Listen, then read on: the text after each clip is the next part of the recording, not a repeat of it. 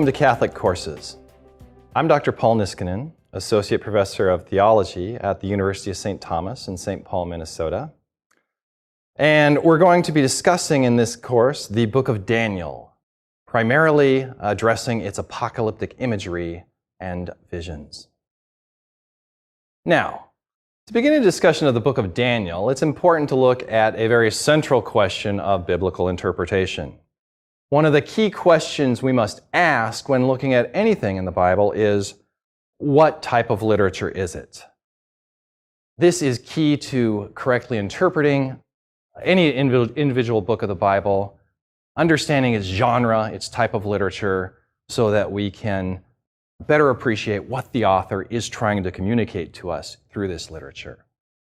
If you're interested in more on that topic, you can consult my course on God in the Old Testament, or pick up your copy of De Verbum, the dogmatic constitution on divine revelation from the Second Vatican Council, where it lays out this among many other basic principles of biblical interpretation.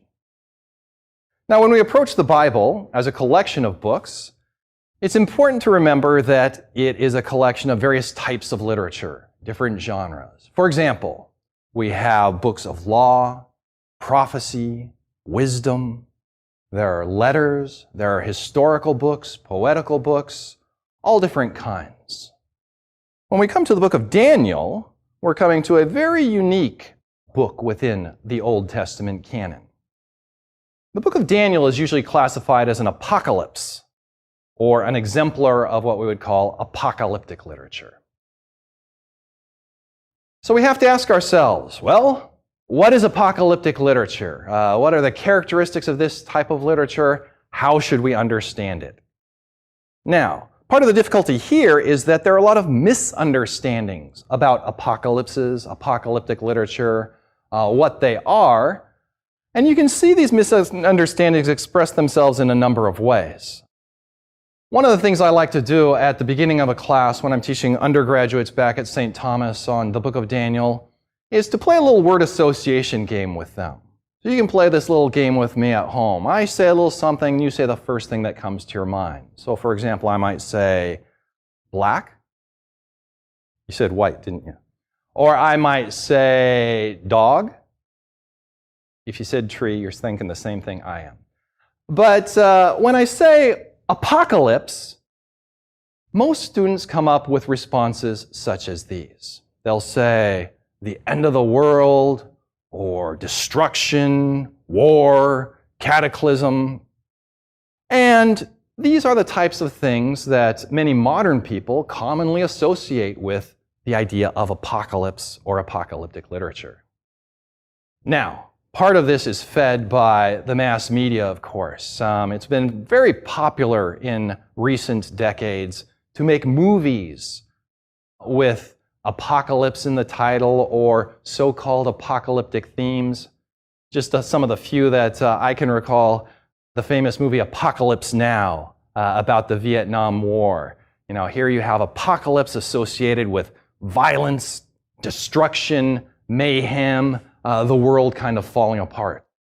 Or you have movies that take other buzzwords of apocalyptic, such as Armageddon, where Bruce Willis will save the world from an approaching asteroid by drilling into it and blowing it up. Or another key apocalyptic phrase that comes straight out of the book of Daniel, end of days. Now there was a great movie, Arnold Schwarzenegger, proving that you need a really big gun if you want to kill Satan. Also very popular in our day and age are zombie themes, the zombie apocalypse. This is when at the end of days, the end of time, all these zombies come up and wreak havoc and mayhem upon the world. That's what a lot of people tend to associate now with the idea of apocalypse. Even in the very language we use, notice I've been saying apocalypse. A lot of times people will speak of the apocalypse with the definite article, as if this is somehow something or some event. Final cataclysmic destruction is usually what people mean when they speak of the apocalypse.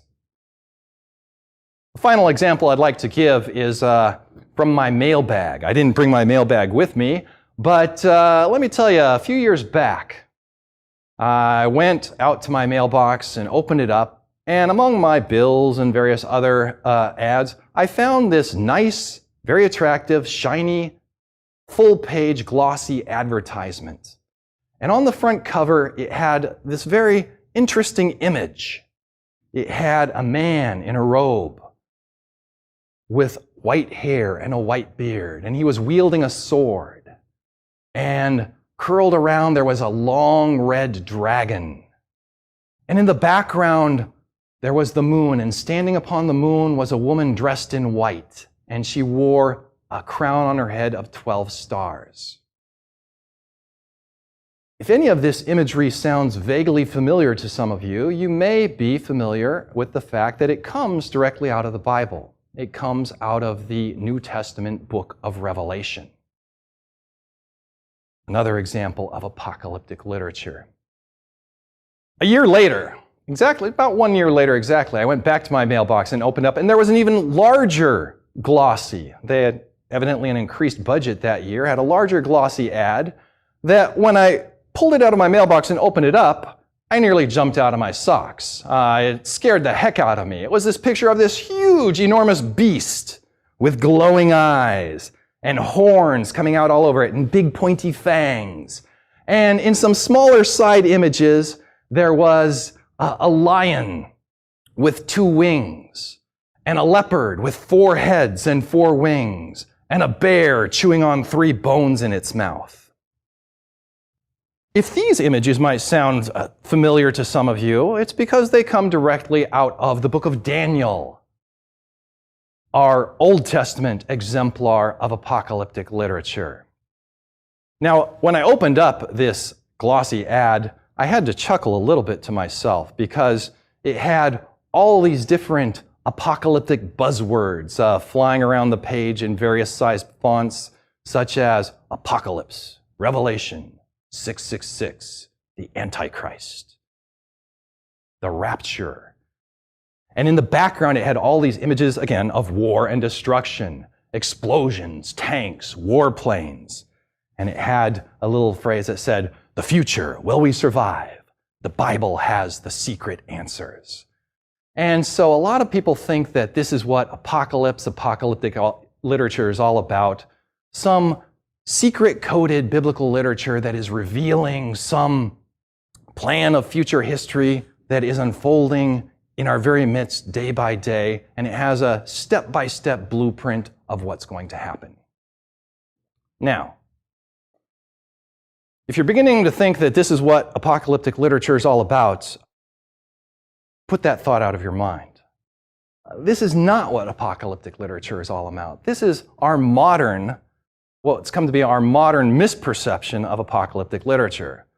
So let's take a step back and see, well, what did this literature mean for the ancient Israelites and early Christians who were writing it? What does apocalypse mean back then?